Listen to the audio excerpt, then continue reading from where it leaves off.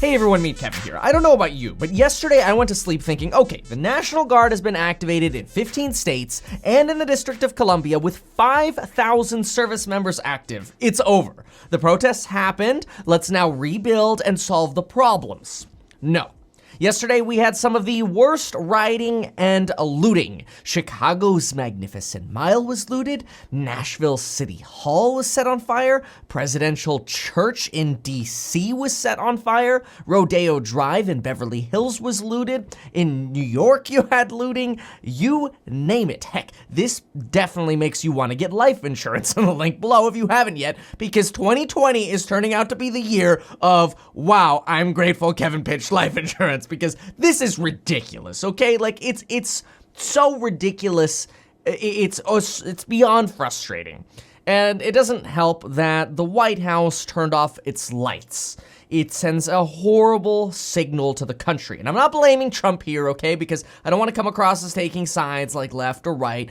Just Secret Service, turn the lights on at night, okay? It's not a good signal when on Twitter you have Bunker Boy trending, and when you look at the White House, the lights are off. It's not what our country needs right now. And honestly, I think it's perpetuating the violence. The violence is getting worse, and this isn't even to mention the fact that we have to be concerned about a second wave happening here. I mean, people are wearing masks for tear gas, but not everybody is, okay? I mean, this is the biggest test of the second wave for sure. But unfortunately, right now we have police fighting fire with fire.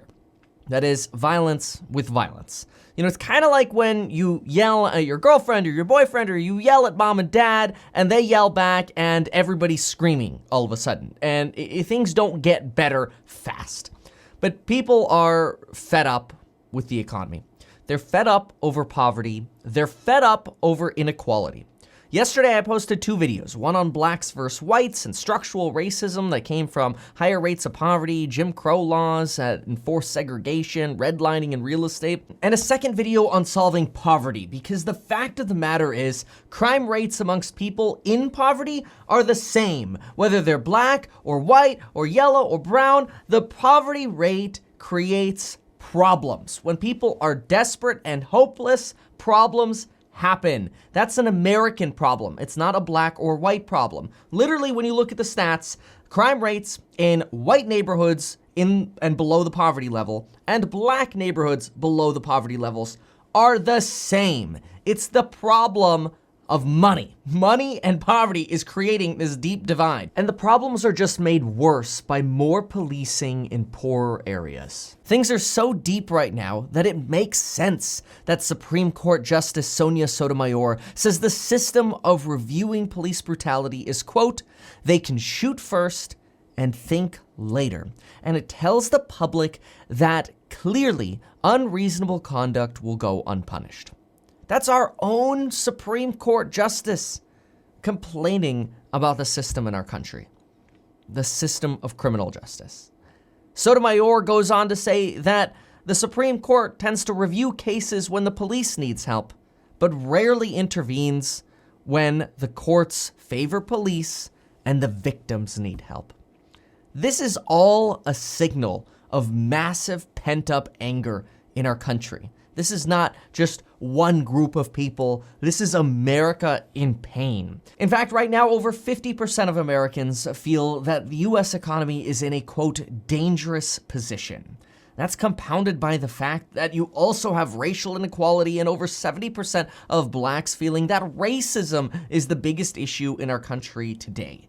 It's 2020, and we're worried about the economy and race. These are things that should have been solved 70 years ago. But I think the biggest problem of all right now is I think a lot of us who are struggling are feeling hopeless. The future is so blurry right now that the only people certain about the future are people buying stocks right now.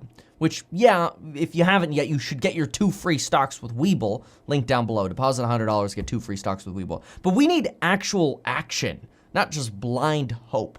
Hope, guidance, and action. 2020 is the start of a decade of change, in my opinion. And in my opinion, this is the opportunity for Congress and our presidency to act. This now is the time for action. The people need money and we need jobs. Before the pandemic, there were 12 million unfilled jobs. If you needed a job, you could get a job. The opposite is true now. On top of all of the other tensions and uncertainty flaring, now is the time for certainty and direction. Here's my idea of what we should expect and what we really need. The Rodney King riots cost the city of Los Angeles an inflation-adjusted $1.3 billion. This is a national scale of the Rodney King riots, and this is really expensive. So here's what this means for Trump and Congress. First, in my opinion, we can expect Trump and Congress to get off their hands sooner, hopefully. I am hopeful that the crisis brewing in America now puts Congress and Trump to work harder than they've ever worked before in 2020. And I'm not trying to shade Democrats. I'm not trying to shade Republicans. I don't care what side you're on. I think we can all agree that now is the time for massive action. This is literally what Federal Reserve Chairman Jerome Powell warned us about. Deep scars coming out of this pandemic. And guess what Jerome Powell says? Think big, act now, spend now. Rates are cheap. Let's fix the problems. Spend money, fix the problem. If I were president, and I'm not taking sides, I also can't run for president because I was born in Germany, moved here when I was like 14 months old, but oh well, it's all right. See, the problem is I don't think I could ever run for office anyway because I'd have to pick a side. It's like you have to pick a team and you're like, oh, I don't want to be on a team. I just want to be in the middle. I just want to be the ref.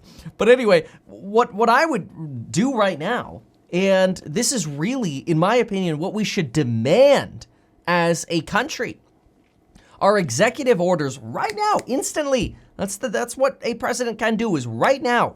Here, I wrote these things down. First things first, instant judicial reform. President can sign an executive order. We need judicial reform. Police brutality. We need more guidance for police.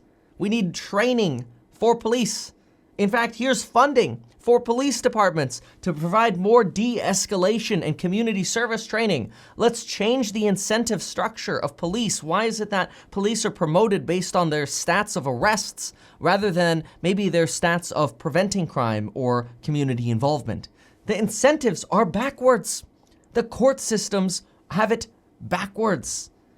And instead of waiting for, all right, let's wait for Congress to pass the HEROES Act and appropriate more funding because Congress does have the power to spend, let's at least direct money that we already have towards opportunities that we need to fix now. Maybe that means issuing an executive order to the Treasury Department to, you know what? The money that we allocated for larger companies, that is bailouts we allocated, how about we turn those over to the people and we issue that next round of stimulus checks? How about we cut the payroll tax now? After all, I think it's no doubt that right now it's the people who need help. That local hospitals and local schools need the money and funding to be able to reopen and to be able to deal with a new 2020. See, the thing about executive orders is they can be very powerful in issuing not only guidance to us as a country, but giving us the hope that action is happening and then actually being able to follow through on that. Yeah, the Supreme Court can issue judicial review on executive orders saying, no, you overreached on this or whatever. Fine, but issue something and then let's see judicial review. Yeah, Congress, remember, checks and balances, right? Yeah, Congress can come in as well and overturn executive orders.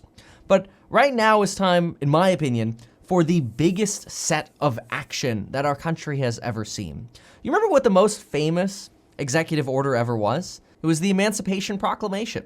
The Emancipation Proclamation that directed the federal government to recognize African Americans as not slaves, effectively freeing them, was a presidential executive order by Abraham Lincoln. That similar style for all Americans of action is what we need now.